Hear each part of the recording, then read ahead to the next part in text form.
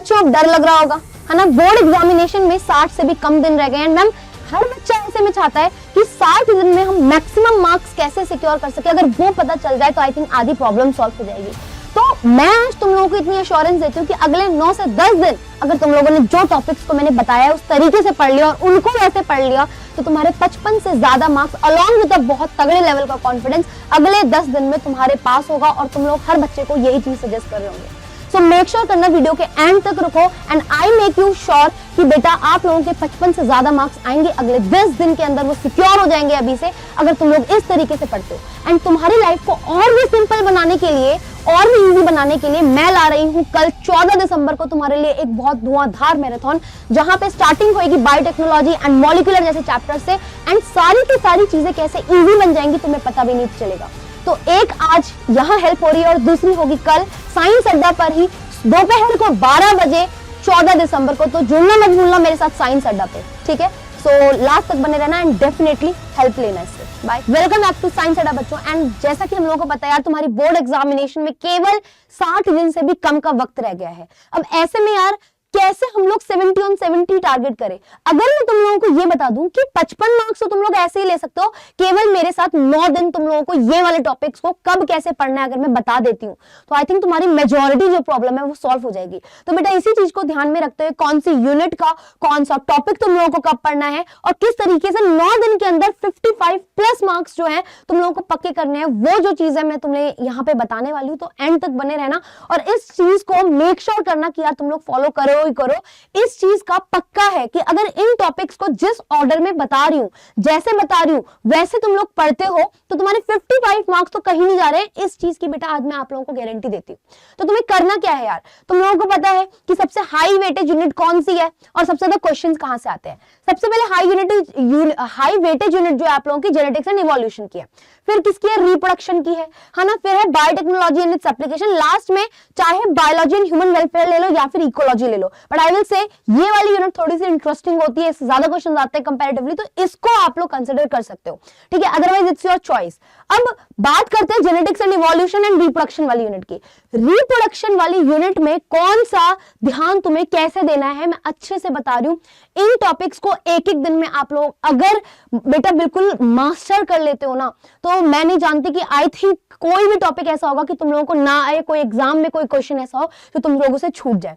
सबसे पहले sexual reproduction in flowering plants में पोलन ग्रेन का स्ट्रक्चर डिटेल, उससे रिलेटेड डेवलपमेंट उसकी, ठीक है, और न्यूमेरिकल बेस्ड क्वेश्चन, ठीक है। उसके अलावा मोनोस्पोरिक डेवलपमेंट, एम्ब्रोसेक बनता कैसे है वो डिटेल में कैसे ड्रॉ करके बताना आना चाहिए तुम लोगों को, और एनसीईआरटी में जो डायग्राम गिवन है उससे रिलेटेड वो भी पता होना चाहिए अलॉन्ग विद द लेबलिंग, ठीक है। उसके अलावा स्ट्रक्चर ऑफ एम्ब्रियोसेक और उसमें हर एक स्ट्रक्चर की लेबलिंग प्लस फंक्शन क्या है वो पता होना चाहिए, और ये कैसे बनता है मेगास्पोरोजेनेसिस से कैसे बनता है वो पता होना चाहिए। पॉलिनेशन एंड इट्स टाइप के एक्सेप्शनल केसेस और डायग्रामेटिक जो आपका क्वेश्चन अक्सर आता है वो आप लोगों को पता होना चाहिए, और डबल फर्टिलाइजेशन कितनी बार 5 नंबर में आता है ये। अब ये टॉपिक्स मैं तुम लोगों को बता रही हूं पढ़ने ही पढ़ने हैं, और तुम लोगों को इतनी भी गारंटी देती हूं ये एक दिन में इतना मास्टर किया जा सकता है बेटा कि तुम लोगों के इस चैप्टर से मार्क्स कटने इम्पॉसिबल है, बिल्कुल पॉसिबल ही नहीं है कि तुम्हारे मार्क्स कट जाए अगर तुम इन टॉपिक्स को बहुत बहुत ज्यादा अच्छे से कर रहे हो, और ये एक दिन में हो भी जाएंगे, ठीक है। वो मैं बताऊंगी कैसे, बट मेक श्योर करना यार इन टॉपिक्स को तुम लोग बिल्कुल ना छोड़ो। उसके बाद आता है ह्यूमन रिप्रोडक्शन। भाई male and female reproductive systems के तुम लोगों को लेबलिंग आनी चाहिए, ठीक है। तुम लोगों को पाथवे पता होना चाहिए, तुम लोगों को ये पता होना चाहिए प्राइमरी सेकेंडरी सेक्स ऑर्गन कौन से हैं, कौन हेल्प करता है कंडक्शन में, कौन नहीं करता है, किसका क्या फंक्शन है, ये सारी चीजें अलॉन्ग विद लेबलिंग मैं बार बार रिपीट करती हूं आप लोगों को पता होनी चाहिए ही चाहिए। और स्पेसिफिकली फीमेल रिप्रोडक्टिव सिस्टम की लेबलिंग और उसमें यूट्रीन लाइनिंग जो है उसका सबका फंक्शन, कौन सी थिन है, कौन सी ग्लैंडुलर है, किसमें साइक्लिकल चेंजेस होते हैं, किसमें स्मूथ मसल का इन्वॉल्वमेंट है, किसमें कॉन्ट्रैक्शन में हेल्प करता है, ये सारी चीजें तुम लोगों को बहुत अच्छे से पता होनी चाहिए। ये वाला question one of the most repeated question है और टॉपिक है hormonal regulation of the process of spermatogenesis and oogenesis in the human. भैया हार्मोनल रेगुलेशन कैसे होता है स्पर्म फॉर्मेशन का मेल में और oogenesis का फीमेल में, और उसमें ज्यादा इंपॉर्टेंट है स्पर्मेटोजेनेसिस का हार्मोनल रेगुलेशन, ठीक है। उसके बाद स्ट्रक्चर ऑफ स्पर्म जो है उसके कौन सा पार्ट जो है किसमें हेल्प करता है, ठीक है, और उसकी लेबलिंग वगैरह जो है और कभी कभी ड्रॉ करने के लिए आ जाता है, ठीक है। उसके अलावा मेंस्ट्रुअल साइकिल से मैंने बहुत बार बताया ग्राफ बेस्ड क्वेश्चन आते हैं 3 और 4 नंबर में, तो मेक श्योर करो बेटा इस टॉपिक को तो बेटा छोड़ना ही नहीं है। It is one of the most important topic. इस टॉपिक को करने के बाद तुम्हें जितने ज्यादा तुम ग्राफ बेस्ड क्वेश्चंस लगा सकते हो ना उतने लगाओ, मतलब रट जाए तुम लोगों को ऐसे क्वेश्चन, तुम लोग डरो नहीं, इस लेवल की बेटा ये वाली प्रिपरेशन करनी है। उसके अलावा 2 नंबर में फीटल इजेक्शन रिफ्लेक्स में हर बार बताती हूँ, ये तुम लोगों को डिफाइन पता होनी चाहिए और कौन इसमें इन्वॉल्व है, दैट इज प्लेसेंटा एंड आपका फुल्ली डेवलप्ड फीटस, ये पता होना चाहिए और डिफाइन पता होना चाहिए। उसके अलावा ये वाला पिछले 3 साल में मैं हर क्लास में आप लोगों को बता रही हूँ, प्लेसेंटा फॉर्मेशन कैसे होती है 2 नंबर में आता है और किसके साथ आता है, वो जो आपकी एनसीईआरटी में डायग्राम है जहां पे फुल्ली डेवलप्ड एम्ब्रियो दिखाया हुआ है यूट्रीन कैविटी में अलोंग विद उसकी 4 लेबलिंग, मेक श्योर करो उसे इजी वे में बनाओ, बहुत बार बनाओ और लेबलिंग तो बेटा घोंट के पी जाओ। ये वाली चीजें इसमें मोस्ट इंपॉर्टेंट है, घुमा फिरा के यही आता है। रेगुलर रिप्रोडक्टिव हेल्थ, इसमें मेथड ऑफ कॉन्ट्रासेप्शन में पहले ही बता रही हूँ आईयूडी से सबसे ज्यादा क्वेश्चंस आते हैं और उसके बाद अगर किसी से आते हैं तो वो आपके सर्जिकल मेथड वगैरह से आ जाते हैं या फिर आर्ट वगैरह से आते हैं, वो भी कैसे केस बेस्ड क्वेश्चन कि अगर मान लो एक कपल इनफर्टाइल है कौन सी टेक्निक आप लोग सजेस्ट करोगे, तो इस टाइप के क्वेश्चन आप लोगों को यहां से प्रिपेयर करने हैं, ठीक है। ये 16 नंबर की यूनिट है, ठीक है। अगर तुम लोग ये कर लेते हो यार, इसमें से पता नहीं कितने सारे क्वेश्चंस अगर आते हैं, तुम लोगों की बिल्कुल गलत होने के चांसेस ही नहीं है। इन टॉपिक्स को पढ़ के इनके टिपिकल क्वेश्चंस बेटा जो अच्छे खासे क्वेश्चंस आते हैं case based, conceptual, graph based, तुम्हें अच्छे से करने हैं, इंक्लूडिंग डायग्राम्स भी मैंने बता दिए हैं, ठीक है। अब आ जाते हैं यार तुम्हारी नेक्स्ट यूनिट पे, दैट इज जेनेटिक्स वाली यूनिट पे, जेनेटिक्स एंड इवोल्यूशन। बिल्कुल कान खोल के समझना भाई। देखो principal of inheritance and variation में इनकम्प्लीट डोमिनेंस जो स्नैपड्रैगन वाला है ना, उसके साथ जो हाइपोथेटिकल कंडीशंस आती है कि इसकी ब्रीडिंग इसके साथ करेंगे तो जीनोटिपिक फिनोटिपिक रेशियो क्या होगा। फिर कोडोमिनेंस, और कोडोमिनेंस किस तरीके से रिलेट करती है incomplete dominance, phenotypic ratio is equals to genotypic ratio, ये वाली बात इसके लिए होती है और प्रूफ करने के लिए आ सकता है या बोल देगा स्टेटमेंट एक्सप्लेन, तो आपको क्रॉसेस बना के एक्सप्लेन करना आना चाहिए। इसे अभी से प्रिपेयर करना शुरू कर दो ताकि जब क्वेश्चन आए तो डब्बा गुल ना हो कि लिखना क्या है, ठीक है। उसके बाद बेटा जी प्लियोट्रोपिज्म, पॉलीजेनिक इनहेरिटेंस के दोनों के एग्जांपल डिफाइन और इनके बीच का डिफरेंस तुम लोगों को पता होना चाहिए। एबीओ ब्लड ग्रुपिंग में ऐसे क्वेश्चंस बहुत ज्यादा आते हैं, तो इसके बेसिक्स क्लियर होने चाहिए तुम लोगों को कि किसी का भी जो ब्लड ग्रुप होता है वो किस वजह से होता है। उसके अलावा ये पता होना चाहिए कि अगर एक बच्चा पैदा हो रहा है उसका ब्लड ग्रुप ये है तो उसके पेरेंट्स का जीनोटाइप क्या हो सकता है, पॉसिबल जीनोटाइप, एक तो ये होता है, ठीक है। या फिर ऐसे बोल देंगे कि 2 पेरेंट का जीनोटाइप ये है, बताओ बच्चों के क्या क्या पॉसिबल आउटकम्स हो सकते हैं। इस टाइप के क्वेश्चंस को बहुत ज्यादा प्रैक्टिस करो, बहुत ज्यादा, और अपनी फैकल्टीज से बेटा हेल्प लो इस चीज के लिए, ठीक है। उसके अलावा आप लोगों को जो मास्टर करना है टेस्ट क्रॉस, टेस्ट क्रॉस को आप बेटा बिल्कुल भी नजरअंदाज नहीं कर सकते। 2 से 3 नंबर में most of the repeated questions में से एक है कि ऐसे बता देते हैं कि हमें नहीं पता, अननोन डोमिनेंट प्लांट है कोई, तो वो होमोजाइगस है हेटेरोजाइगस है हमें नहीं पता, उसकी ब्रीडिंग उसके प्योर रेसेसिव से कराई तो 50% जो है डोमिनेंट ट्रेट देख रहे हैं और 50% जो है रेसेसिव ट्रेट देख रहे हैं, तो बताओ वो होमोजाइगस डोमिनेंट है हेटेरोजाइगस डोमिनेंट है, explain with the help of a cross आ जाता है। तो प्लीज ये वाले क्वेश्चन जो है और ये वाली इसकी डेफिनेशन जो है मोस्ट इंपॉर्टेंट है, ये वाला करके जाना। उसके अलावा इन टॉपिक्स के अलावा पेडिग्री एनालिसिस आपके 2 टॉपिक्स के साथ मिक्स करके आता है, 4 नंबर में भी आता है और 1 नंबर में भी आता है, ऐसा कुछ नहीं है। या तो पूछ लेंगे आइडेंटिफाई करो पेडिग्री एनालिसिस, ठीक है, कि कौन सी पेडिग्री है, या फिर उसे मिक्स कर देंगे along with the ABO blood grouping कि भाई बताओ ये जीनोटाइप्स है, मतलब ये इंडिविजुअल है, इनका जीनोटाइप क्या होगा, 4th का 1 का क्या इनका जीनोटाइप रहा होगा। या फिर बोल देंगे मेंडेलियन डिसऑर्डर के साथ मिक्स करके देख देंगे कि पेरेंट्स 1st 2nd 3rd है, तुमने आइडेंटिफाई कर लिया, इसका एग्जांपल दो, ये सेक्स लिंक्ड है, ये ऑटोसोमल रेसेसिव है, उसमें किसका लग रहा है, अगर ये वाला पेरेंट जो है, ये वाला बच्चा जो है हीमोफिलिक है तो इसका पेरेंट के जीनोटाइप्स क्या होंगे। ऐसे क्वेश्चन इसमें वेरी वेरी वेरी इंपॉर्टेंट है। फिर है मॉलिक्यूलर बेसिस ऑफ इनहेरिटेंस, इसमें 1 या 2 या 3 नंबर में आता है डीएनए रेप्लिकेशन। ग्रिफिथ का एक्सपेरिमेंट इनडायरेक्टली आता है, कौन सा ऐसा एक्सपेरिमेंट है जो कि ये बताता है कि डीएनए डीनेचर नहीं होता इजीली, ठीक है। उसके बाद आता है तुम्हारा ट्रांसक्रिप्शन में एमआरएनए कैसे फॉर्म होता है, कौन से 3 एंजाइम होते हैं, ट्रांसक्रिप्शन इन यूकैरियोट्स और ट्रांसक्रिप्शन इन प्रोकैरियोट्स के बीच में क्या डिफरेंस है, वो 3 पॉइंट्स तुम लोगों को पता होने चाहिए। ट्रांसलेशन में amino acylation charging of tRNA क्या होता है, कौन सा एंजाइम इन्वॉल्व होता है, राइबोसोम कैसे हेल्प करता है, इनिशिएशन के कितने स्टेप्स हैं, ये वाली बातें पता होनी चाहिए, ठीक है। उसके बाद मेसेल्सन एंड स्टॉल एक्सपेरिमेंट में तुम्हें न्यूमेरिकल पूछा जा सकता है और उसके अलावा तुम्हें ये एक्सप्लेन करने के लिए भी आ सकता है कि किसने unequivocal proof of DNA semi conservatively replicate करता है, किसने बताया आपको? आइडेंटिफाई, साइंटिस्ट का नेम, मॉडल ऑर्गेनिज्म जो इसमें यूज किया था, और उसके अलावा पूरा एक्सपेरिमेंट एक्सप्लेन करने के लिए आ सकता है। तो मेक श्योर करना है इसे आप लोग बहुत अच्छे से कर लो। उसके बाद इवोल्यूशन में हार्डी वेनबर्ग प्रिंसिपल, कौन से फैक्टर इसे अफेक्ट करते हैं, और ह्यूमन इवोल्यूशन तो पिछले 3 साल से one of the most important topic बन चुका है।